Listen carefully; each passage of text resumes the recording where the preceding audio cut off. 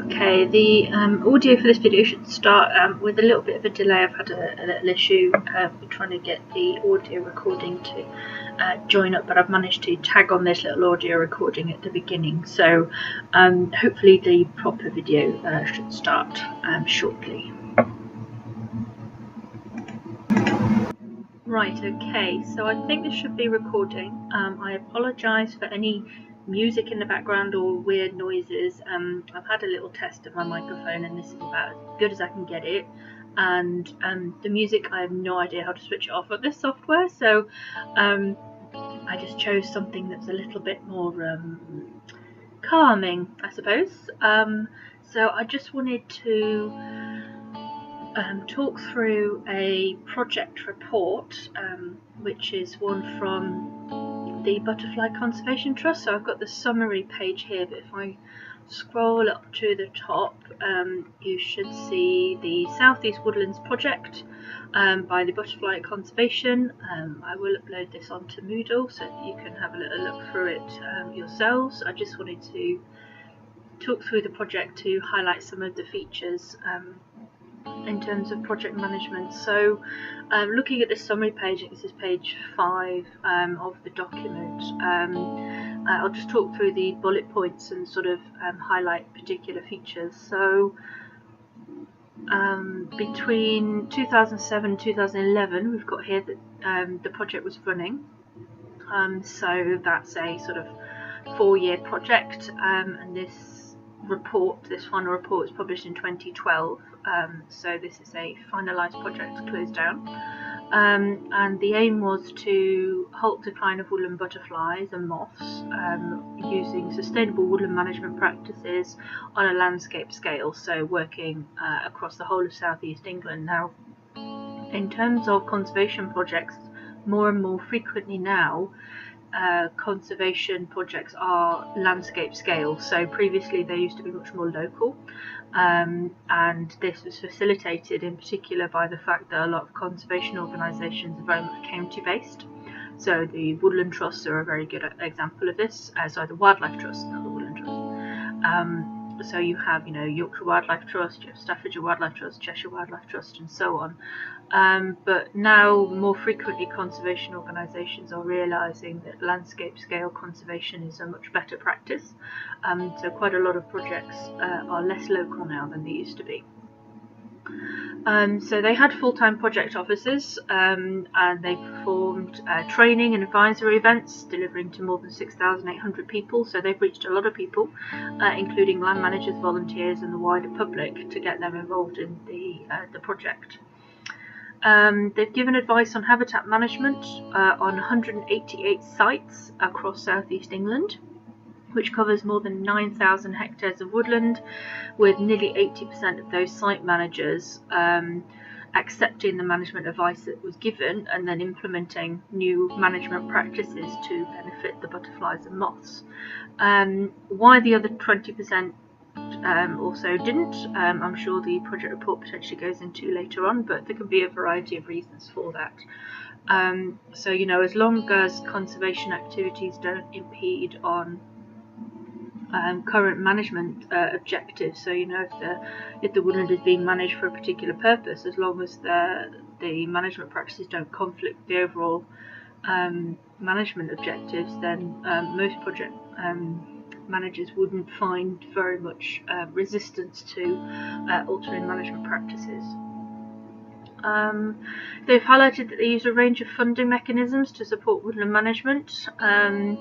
So there's a few different funding streams here, some of which are government, some of which are private, so landowner funding, and this is particularly important with project management to make sure that you secure funding for your project. Now, often before a project initiates, funding will be partly secured, but also it's quite common for funding streams to be very singular, so the majority of funding to come from one particular area. and so it's of vital importance that that funding is secured to make sure the project runs.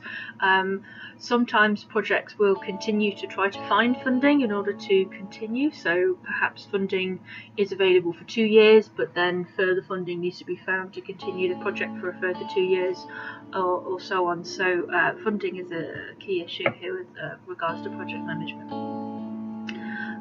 Going down, they've had a look here. We've got management activity increasing by 22% across the 3 landscapes that they've chosen, and 65% of monitored sites improved in habitat condition for their target species, so their target butterfly moth species. That's quite a significant result. Improved habitat condition for those particular species will aid the species as long as no other threats are preventing them from improving in terms of their population numbers. So that's a good result, really, overall. They've talked through the funding mechanisms and the main targeted grants from the Forestry Commission England, particularly effective. So here, relying on a particular funding stream to be able to implement woodland management techniques. This is not uncommon within conservation projects to be particularly reliant on a single source of income. For example, it's not ideal because, of course, if that source of income gets withdrawn for any reason or is a little bit more limited than was first thought, then that can lead to the collapse of a project. But this is where project managers need to be able to make sure that their funding is secure. The populations of threatened butterflies responded rapidly to appropriate management, so that's a real bonus. So actually being able to respond quite quickly. So this is a 4-year project from 2007 to 2011, so a relatively short time frame. I mean, considering that the species is annual, that does give the species an opportunity to sort of come back quite quickly, which is good. Butterfly populations are very much seasonal anyway, and they're often linked into particular climate of a particular year, so a particularly dry year or a particularly wet year, for example. And we've also got here that pearl-bordered fritillary and Duke of Burgundy recolonised habitat 3 kilometres away, so we've got an expansion of range, which is very good for target species, of course, to increase the area in which they're found. There were indicators that a wider range of woodland butterflies and moths also responded to the project activity, so there will have, of course, been target species, but potentially lots of other species benefited as well, and presumably quite a lot of other plants, birds, mammals, other invertebrates may benefit from certain management practices as well. Now, there might be particular conflicts between certain species and their requirements, the management techniques that benefit these particular butterfly species, butterflies and moths I should say, may not necessarily benefit other species, so we do have to be very careful with our management practices to make sure that we are not necessarily favouring one species over another, and there's a little bit more of a balance. Species responses were achieved with only relatively modest changes to overall woodland structure, so less than 10% of woodland area was actually changed with management.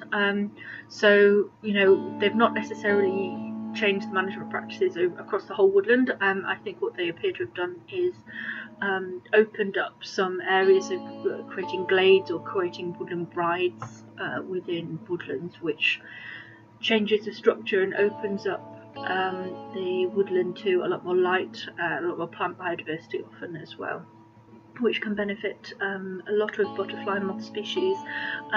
So what they've tried to do here is make sure that they're not changing the management practices of the whole woodland, because of course then potentially other species might not necessarily benefit and other species might end up declining as a result.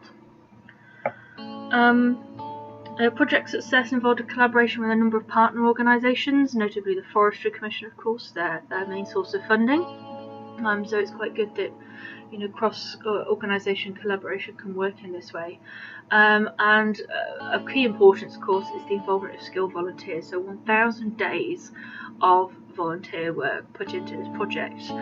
Considering the small number of staff that are usually hired, paid work within these projects, volunteers are key to all conservation activities. And without them it's very, very difficult for conservation projects to succeed.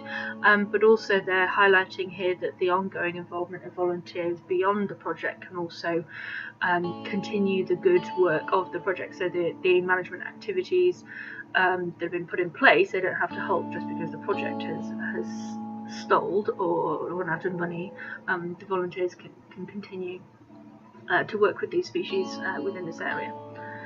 And of course the final point there, that the project offers a model for implementing extensive habitat management at a landscape scale, so looking at wider conservation activities, not just localised, so across the whole southeast of this project. So this case study is one of success, so there are quite a lot of successful figures here. It's worth having a look through the rest of the project, just a skim of the report. I mean, it's very long, so I wouldn't recommend that you read the whole thing. But there are quite a lot of the key themes in conservation project management that have come out of here. So involvement of different organisations, funding, securing particular aims, working with the wider communities, with education, outreach programs, making sure that you take into consideration the wider landscape, so benefiting your particular species, but also making sure that your management practices are working in harmony with a lot of other species needs as well. And those are some of the, of course, keys to success in conservation project management. So taking this particular case study forward in terms of what you will need to be doing with your conservation project case study for your assignment is to be taking a look at these sort of features of your particular conservation project. So we have suggested that you choose a recent conservation project, so that of course it's not too historical, and there will be documents that you can read. We've suggested, of course, a more local project, just so that the reports are in English, but of course many of you, I think, will choose international projects. You need to be looking at these reports. Often conservation projects will have interim reports as well, so even if the final report is not available yet, so of course this one wouldn't have been available in 2011 when this project ultimately finished. You'll need to be looking through those reports. You'll need to be looking at how well they appear to be reporting that they've done, any particular issues that they've come across. Looking at these summary pages, of course, but also skim reading the rest of the project reports, and taking a look at the challenges potentially that they've faced, and maybe making suggestions, of course, for alternative activities that you might think of as you're looking through and wondering to yourself why they didn't do such and such, or why they chose to do this, for example. So this is the kind of reports that you're going to need to find, and you're going to need to look over in detail, and you're going to need to critique, and you're going to need to pick out particular features of when you're talking through your case study for your assignment. Technically, this one is one that you could use if you wanted to. It's quite a nice little project. The document is available online, so the Butterfly Conservation publishes their website, so this wasn't particularly difficult for me to find. But I think it's a good example of a small scale project with overall successful outcomes, measurable outcomes. They've collected the data, they've had a look at the species, they've had a look at how well the species are doing in terms of how the project has improved the habitat quality, how it's improved the range of species, as in the distribution, and of course benefiting biodiversity in general. If you have any further questions about this particular project, then we can always discuss it next week when I'm back in. Hopefully a little bit less ill than this week. and hopefully a little bit less snowed in as well. Thank you for listening. The project report, as I've said, is on Moodle, and I'm happy to answer any questions by email that you might have as well, especially since your assignment is coming up. So happy to look through any drafts that you want to send me, and things like that. Thank you very much, and again, apologies for the background music or any of the background noises. I've got